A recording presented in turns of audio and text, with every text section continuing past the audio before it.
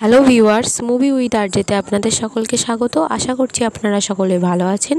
তো এখন আমি কথা বলতে চলেছি থামা মুভির নিউ সং তুম মেরে না হুয়ে।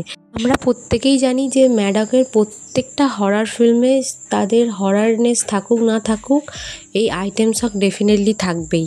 আইটেম সং দিয়েই তারা কি করে, অডিয়েন্সকে টানার একটা চেষ্টা করে, সেটা তারা সফল হয়ও। প্রত্যেকটা ফিল্মের মধ্যেই তারা অডিয়েন্সকে টানার জন্য এই ট্রিকটা অ্যাপ্লাই করে এবং প্রত্যেকটা ফিল্মে তারা সফল হয় এবং প্রত্যেকটা ফিল্মে অডিয়েন্স এই আইটেম সংয়ের প্রতি বেশি অ্যাট্রাক্ট হয় এবং আইটেম সং দেখার জন্যই মানুষ যায়।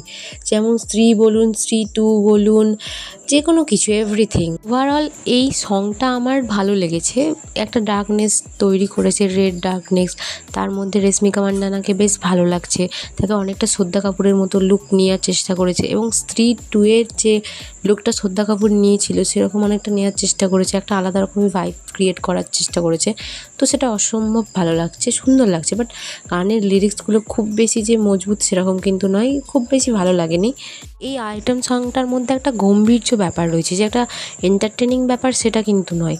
এখানের মধ্যে একটা গম্ভীর ব্যাপার রয়েছে, একটা ডার্কনেস রয়েছে এবং হার্ট ব্রোকিংয়ের ব্যাপার রয়েছে। এবার জানি না সেটা কী কারণে, সেটা হয়তো মুভিটা এলে আমরা বুঝতে পারবো তার হার্ট ব্রোকিং কেন হয়েছিল। তো এবার ওইটা একটা খুব ভালো লাগছে না দেখতে। স্ত্রী 2 এর আজকি রাত গানার মতো একটা চেষ্টা করেছে, বাট সেরকম ভাইব আনার চেষ্টা করেছে, বাট গানের মধ্যে ঠিক সেরকম দম নেই। যে স্ত্রী 2 যেমন কি আজকি রাত গান শোনার জন্য মানুষ অনেকে থিয়েটারে চলে গেছিলো বুকিং করে, বাট এই গানটার মধ্যে ঠিক তেমন ভাইব আনার চেষ্টা করলেও সেটা আনতে পারেনি। কোথায় যেন গিয়ে ফেলিয়ার হয়েছে তারা, এবং একটা গম্ভীর্যর কারণে একটা এন্টারটেনিং বা একটা এঙ্গেজিং ব্যাপারটা তারা আনতে পারেনি, যার কারণে হয়তো মুভিটার প্রতি মানুষ অ্যাট্রাক্ট হবে না। রাত সঙের মতো অমিতাভ ভট্টাচার্যই এই সংটার লিরিক্স লিখেছে, তো ওইটার মধ্যে যে একটা আলাদা রকম ভাইব ছিল সেটা এখানে আনতে পারেনি, কারণ সঙের কম্পোজিংটা ভালো হয়নি।